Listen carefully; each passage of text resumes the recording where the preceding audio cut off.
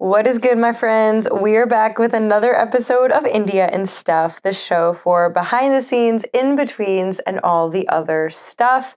Today, I'm coming to you laying horizontally on my guest bedroom, staring at the ceiling and watching my little kittens run around. I definitely did not feel like doing another video for this one. I'm still on my no videos for the summer, just for the ease of it, though last week's episode was an exception.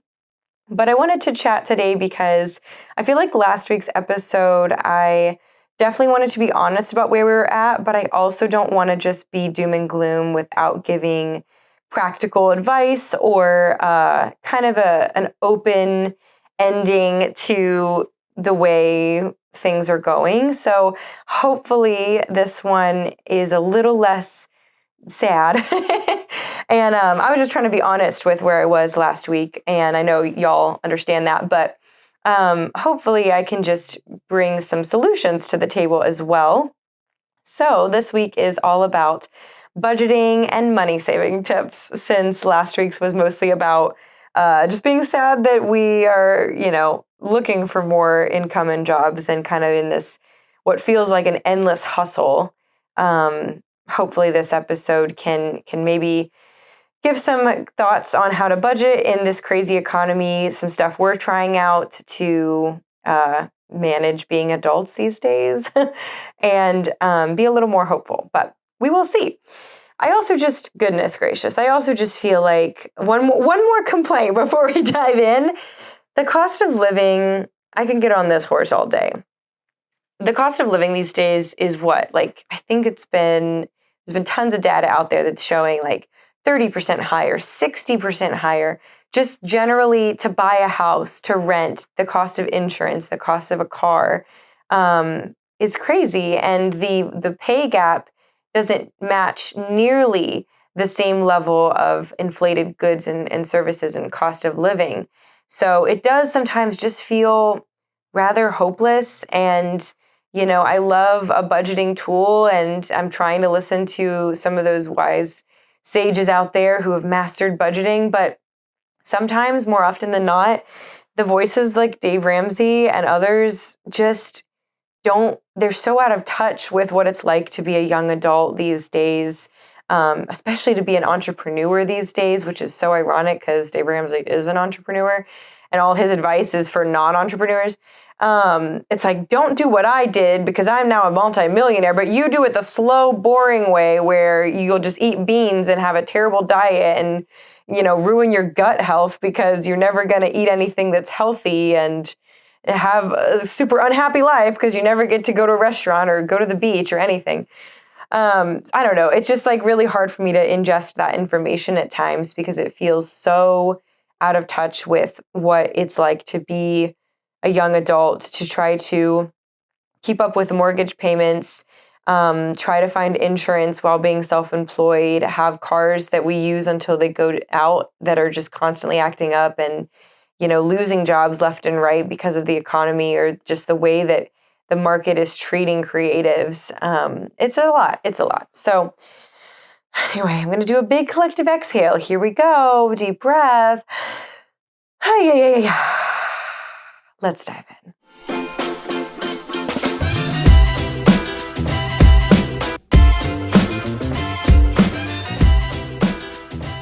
All right, so let's get into it. I'm going to share 10 tips to save money this year, in the year of our Lord, 2024. Here's how I'm going to try to save money. And to be honest, most of these I've already been doing.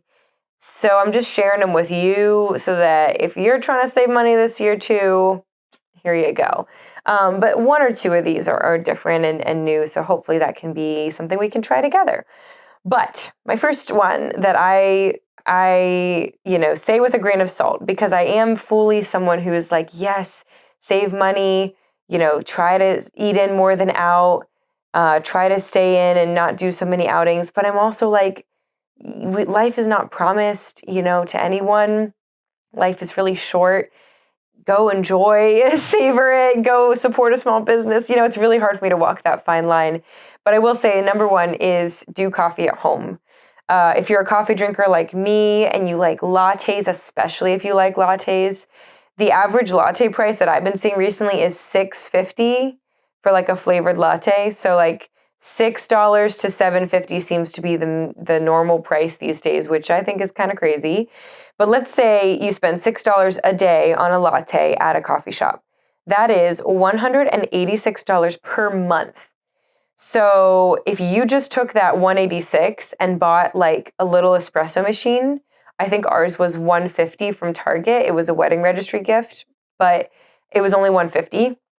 So like let's say you do that instead, in the same amount of money that you would have spent on 31 individual coffees for the month, you could just own an espresso machine. And then all you're doing is buying $3-4 gallon of milk or oat milk, and then some whole bean coffee and some syrups that last for months at a time. I'm not kidding, guys. That's going to be your number one order of business if you are a constant, frequent latte outer person. So let's say like what I like to do is maybe twice a month, I go out and sit at a coffee shop, buy myself a nice latte, give the barista a tip, and I work at a coffee shop. So that would mean like $12 a month versus $186. So there's your first order of business. Now, if you're not a latte person and you're just getting a black coffee when you're out, obviously it's not nearly that much of a expense or not that much of a savings. But honestly, these days, black coffees at some places are $4, $4.50 for drip black coffee. And I'm like, what in the world? Like, I just imagine like Lorelai Gilmore going into Luke's Diner in Stars Hollow and paying 10 cents for her cup of coffee. Of course, she never pays. But like, that's what it should be, right? It should be 10 cents for like diner coffee. And now it's like $4, $4.50 for black cup of coffee. And you know they're not going to fill the mug the whole way. So it's just like, this is crazy. But you can still save a lot of money if you're doing Chemex at home. It still feels artisan. If you're doing a French press or even just a coffee machine, Keurig, whatever. I would say probably Keurig would spend more than any of those other methods if you're doing the at-home thing. And unless you're using a reusable Keurig, that plastic waste is just not great for the planet. So maybe not, but who am I to judge? Next way to save money, I would say, if we're talking the DIY food route, make your bread at home. Oh, hello, little kitten. So this one doesn't save us a ton because there's just 2 of us in our family, unless you're counting the kittens, of course. So we're not like, gobbling down loaves of bread every week. But for my mama friends, my friends who have kiddos, 3 kids eating sandwiches, especially during school season, that's a lot of bread. You guys go through so much. Let's say, 2 slices per kid, 3 kids, 6 slices, let's say, every day for if they're doing PBJs or sub sandwiches or whatever. So pretty much they're going to go through 2 to 3 loaves of bread a week, if that's the case. So I think that's something to keep in mind. If you do have a larger family, or even if you're just eating a lot of bread, making that at home not only is healthier because you know what ingredients are in it, but I think it saves a lot if you're in that stage of life. So I will also be careful with that because like if you don't already have a Dutch oven and a KitchenAid, then it's going to be a lot in materials and maybe it's just not the time to do that. But if you are like, no, we are spending, $5 a loaf for organic bread or more, and we're going through 2 and 3 loaves a week, that'd be $15 extra a week or $60 a month that we could be saving if we just bought a couple pounds of organic flour and some sourdough starter from a friend and like make it at your own house. So that's kind of a money saver tip for the bigger families. And even if you're a smaller family like us, again, we don't eat that much bread, but even just making a couple loaves, putting one in the freezer and eating one throughout the week, it's one less expense. And again, every ingredient that's in it, which is pretty special. So there's another one. Another money-saving tip. I almost took this off the list. I don't want to be this person. I am a full believer in people and experiences and things. And so I almost don't want to say this, but we're talking money saving. So I'm going to put it on there. Drive less. And I hate saying it. I hate that I said it. So I have the privilege of working for myself and working from home, which means I don't have to leave the house most days. If it's a wedding or an engagement, of course, I'm getting in my car and leaving, but most days I can stay and edit from my office. So I don't have to leave the house, and I save a lot of money on gas that way. But when we do get an invite from friends, sometimes they live 30 minutes away, and I'm like, that's not a problem, I'm there. But other times they live 45 minutes away or an hour away, or if Ian's parents live an hour and 5 minutes away. And so I hate to say it. So I'm not going to say I'm going to follow my rule because I think it's dumb. But if you are absolutely in a pinch and money is, the hardest thing in the world right now, and you're finding it really hard to manage and you just need to save every penny, maybe say no to a couple of things and drive less. And the day that I'm recording this, of course, I skipped out on a social event. I was planning on going, but then I was kind of late getting ready. And by the time I looked at the clock, I was like, I'm going to be 20 minutes late.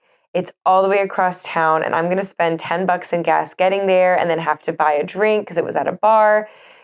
I hate being that person, and I don't want to be that person. So I'm saying this to just come clean. I do not want to be that person.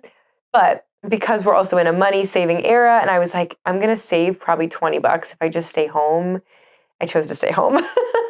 So do with that what you will. But I guess another alternative to just drive less is a solution, which would be walk or bike more. Now, unfortunately, Central Ohio is not a very walkable community. Columbus is not a very walkable city. I'd love to live in a walkable area one day. But I am in a pocket of a neighborhood where we can walk down to some shops. And so last week, my neighbor and I went out for drinks and we walked down to the wine bar, and it was great. I'm glad that we were able to walk from our homes there. It just also, if you can do it, it saves you the trouble of finding parking, paying for parking, and the little bit of gas emissions that you're saving. It's just, I don't know, it kind of feels cleaner. And honestly, I just feel like walking is so good for you, just to clear the head too as you're doing it. You feel different than if you just sped up and drove somewhere. Obviously, that's not, easy all the time. And most places, like our church is 30 minutes away. There's no way we could walk there. It would take us hours. There's some things that you just can't do. But when you can walk or bike, try to do that. And I think that would be a good money saver and eco green tip as well. So the next one is one of my favorites. You already know what it is. But if you're trying to save money, but you still need some things, thrift. Secondhand thrift. So I say this because I've talked about this all the time with clothing, but I'm going to talk specifically about thrifting home goods and other items. There are so many stores. You would be shocked at so many home good resale stores. There's a store 10 minutes from us that sells pre-used tools, like yard tools, ladders, chainsaws, drills, hammers, all that kind of stuff, lighting kits, that kind of stuff. Most people don't think about getting secondhand. When they need something like, oh, I'm going to do a yard project, I'm going to need a wheelbarrow and a shovel, they go to Lowe's and spend $100 on a wheelbarrow and $100 on a shovel. That's kind of what it is. But if you think about it, you could spend $20 on both of those things at a yard or restore or home resale place. So you never know how much you can save until you start looking. So start looking, guys. I guess that's kind of my, thing there is, of course, thrift your clothes if you are in need for something and you're on a budget. Of course, thrift your home stuff. If you were looking for dishes or glassware or a toaster because yours broke or whatever. First try Facebook Marketplace, then try Goodwill, then look online, maybe even eBay, secondhand. But yeah, I just feel like there's a lot of options to do thrifting.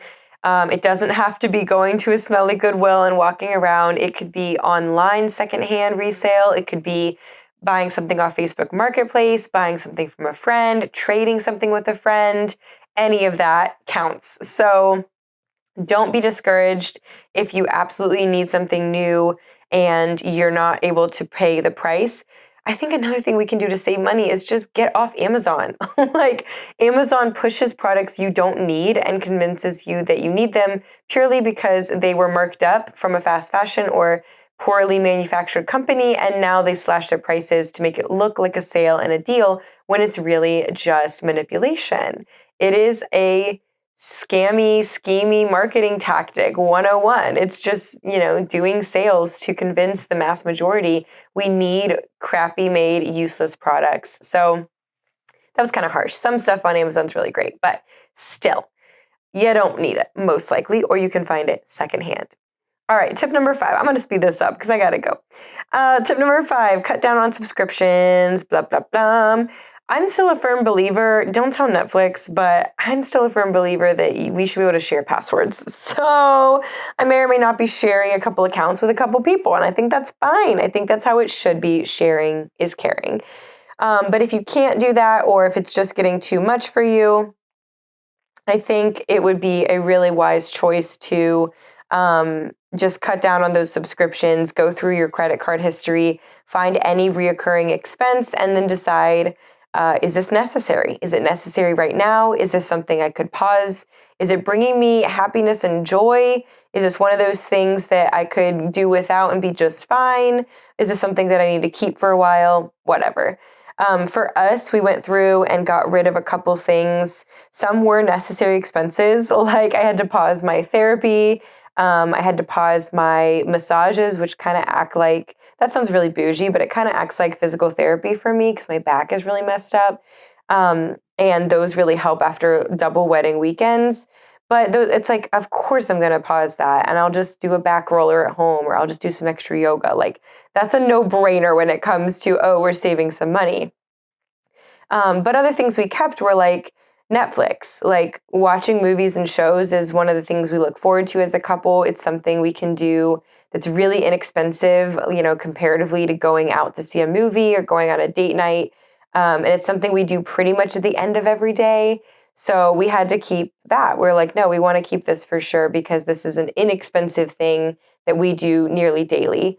Another one is Spotify. We have a joint Spotify premium account, and that's what we use most days when we're working. We listen to audiobooks or podcasts or music, and I think it's like $15 together for every month.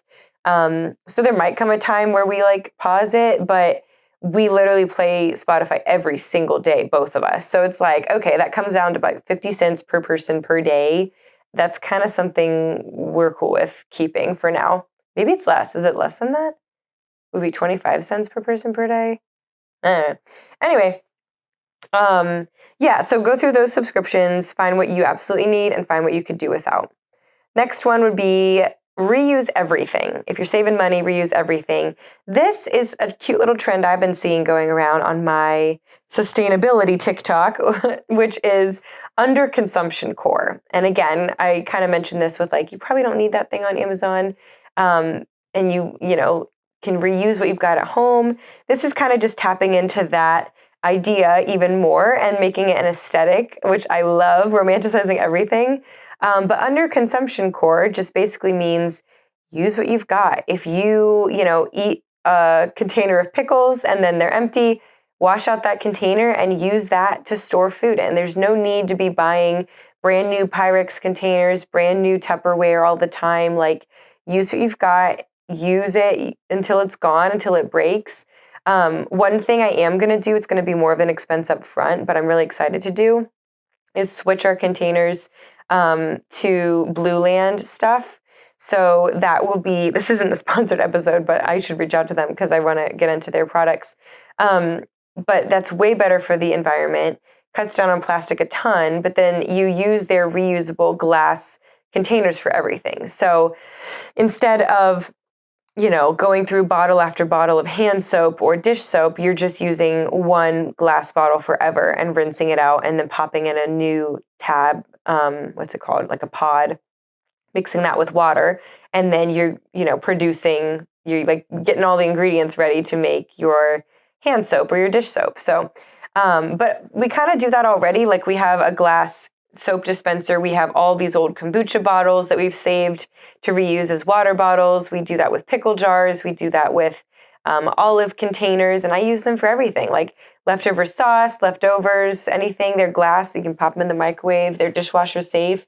I like to take a little Goo Gone and scrub off the label and make it all cute and pretty. So yeah, that's just kind of a no-brainer, but I feel like we've lost that sense of like reusing stuff in the age of influencers and TikTok and everything new and everything cute and everything matching. It's like, it's fine if you just kind of do this from scratch. Like, that's cool. Okay. Oh, another thing, I mean, you can reuse Ziplocs. My mom used to save aluminum foil and wipe it off, and we'd save that and use that for forever. You don't have to go that extreme, but hey, start where you are. Okay, another one while we're talking about saving money, I personally think it's usually easier to make more money than it is to save, because even if you save, the inflation rate is so insane that, like, let's say you save that $186 on your coffees for a month. I mean, that's going to come out in taxes or in food at Kroger. Like, the way things are going, it's probably easier to make more money than to save at this point. That's just my opinion, but I'm all about it. So if you are looking for a way to just make some more money, I say start a side hustle. That could be anything at all that you could make an income with. If you need help marketing that, I do offer mentorship programs. So if you need some business coaching, hit me up. But that could be selling digital products. That could be a mini photo session or getting into photography. That could be starting an Etsy where you're selling artisan products or shipping out something to people. That could be just Facebook Marketplace flipping, like going to Goodwill, finding cheap furniture, coming home, sanding it, staining it, and then posting it and marking up the price. Like, not to be schemy, but to be practical about placing a value on the work you did. I'll give an example. I haven't sold any of my Facebook Marketplace Facebook Marketplace flips, but I did go to a Goodwill the other day where they were selling a solid wood dresser for $7. So I was so tempted, I just don't have the time, but I was so tempted to take it home, because if I took it home for $7, sanded it, stained it, painted it, whatever I wanted to do, put some nice hardware, you could sell that easily for $150 on Facebook Marketplace. That's it. You know what I mean? Like, that markup is insane, and that's a $143 profit. So you never know. So if that's something you want to try that. You could also try other services like doing nails for people, doing hair for people, cutting grass for people, Airbnb-ing out your apartment or a spare room in your house or your whole house if you're going on a vacation or have somewhere you could stay. You could try affiliate marketing, social media management for a brand, influencing, like I just talked crap about it, but hey, you could try it. There's so many things you could at least get started that require no experience, no degree, and it could just be the next step into getting your next $50, $100, who knows. Obviously, you guys know my story. I started as a teenager in photography, and it's grown now into a multi-six-figure business, which is crazy. Earlier this summer, I started selling digital products for the first time. I have an online digital product shop, both on my website and on Etsy. You can check those out. Those are mostly tools for photographers, but if you're a creative of any kind, you could find something on there for you. I also have done a lot of these before. When I was a teenager, I also tried doing nails for people. I've babysat for people for low pay. I've done affiliate marketing. I have a couple links that I still make a little bit of income from. And we are also landlords. So the Airbnb thing is kind of up our alley too. But yeah, I definitely am so encouraging to anyone who's like, what should I try? Try it. Just like, don't even think twice about it. But like, don't let comparisons stop you. If there's something that you're eyeing that could make you a little extra income and you have an interest, give it a go. Okay, back to the money saving tips. Number 8, nix the gifts. Listen, I don't mean this in a mean way. I think we need to be generous, especially if you are a Christian, a Christ follower. Generosity is the language of God's people. I think we be generous in first tithe and offering gifts to the church, then generosity to the community, whether that is monetarily or otherwise, opening your doors to people and to others that you love and offering yourself and your time. but also when it comes to gifts. I'm talking about, oh, my cousin's turning 3 and we're having a race car party. Everyone bring a race car. I think you're good to say no. Like, you can still go and love on that toddler. But listen, guys, if you are in that budget saving era, that extra $12 toy, $20 toy, piece of plastic that they're going to forget about, I don't know. Like, I don't want to be a stooge about it. Don't want to be mean about it. But I will just say that, like, a lot of that is something that is more of a formality and less of an expectation. And it's worth a conversation. And I don't think anyone's friendship is going to end if you say, hey, you know, we're actually in a really strict budget right now and we love you and we can't wait to celebrate this party with you. We won't have a gift this time around, but, you know, next time you're in town, we'd love to take you out for dinner or whatever. Like, I don't know. I love people and I love, you know, the idea of being wealthy enough to give people really meaningful gifts. But the past few years, I've been in my budgeting zone and I hate giving people tiny, crappy gifts that you can tell they're disappointed by. I would rather like do something with them, like do an experience with them, even if it's something every day, like buying their coffee or going to get cocktails with them or going on a mini trip or something. Like, I'd rather do that than give someone like a crappy gift that I'm not proud to give because I didn't have enough income. Like, I don't know. It just feels so icky and a little taboo to that we still have to walk on eggshells when it comes to this topic. But I'm like, guys, I think it's okay. Like, I feel not bad at all, actually. Like, I've been to plenty of weddings as a guest recently where we didn't have a gift. And we told them that. We're like, hey, guys, we love you. We just unfortunately don't have a gift to give. And they're like, dude, it's fine. Like, let's hang out. I'm like, awesome. And those are some of our strongest friendships. So it's all good. Anyway, that's my take. Number 9, saving money. Grow your own food or just Aldi it up. I say this with a little asterisk because we are not in our gardening zone right now. I've thought about it. I tried an herb garden last year and I think my last plant, my basil plant, just died.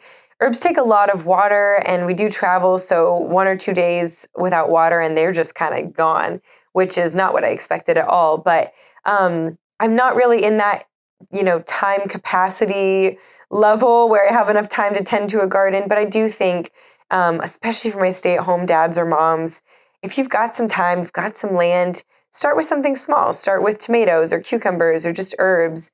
And you'll be surprised at how much you will grow, how happy you feel about it.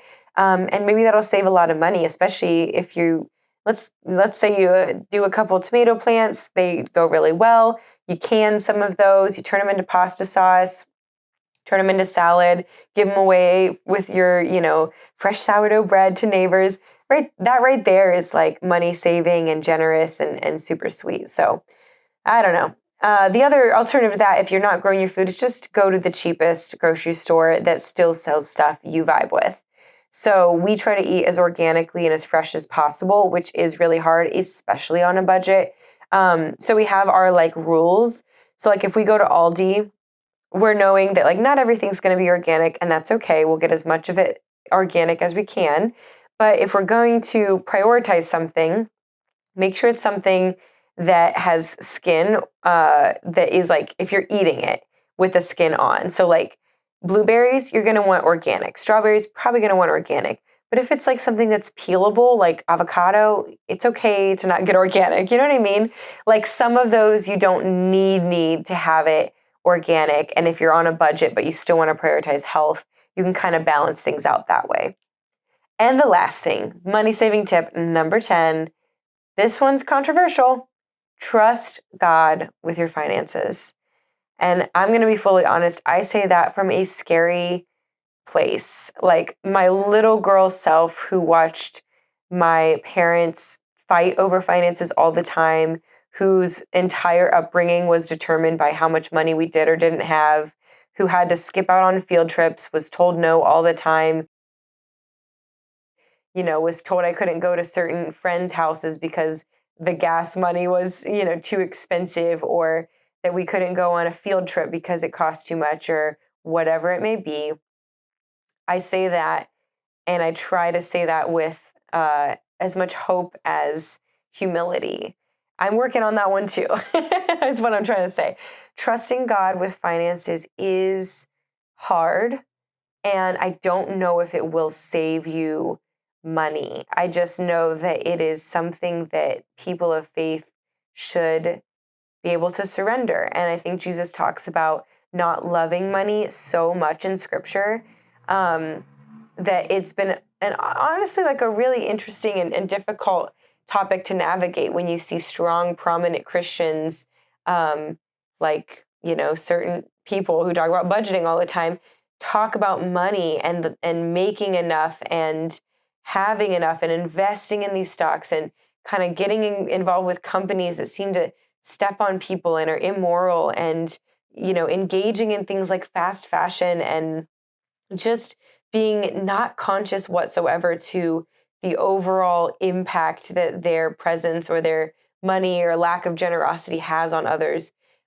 It's really hard to balance that with also the reality of like life is expensive and there's a lot of things we have to pay for. And being an adult and trying to make an income is the hardest thing I think I was not prepared for. Like, even when I had a 9 to 5, the pay was, almost less than half of what I was making on my own as an entrepreneur. And now that I'm an entrepreneur full time, our cost of living, like just the bare necessities. I'm not talking vacations.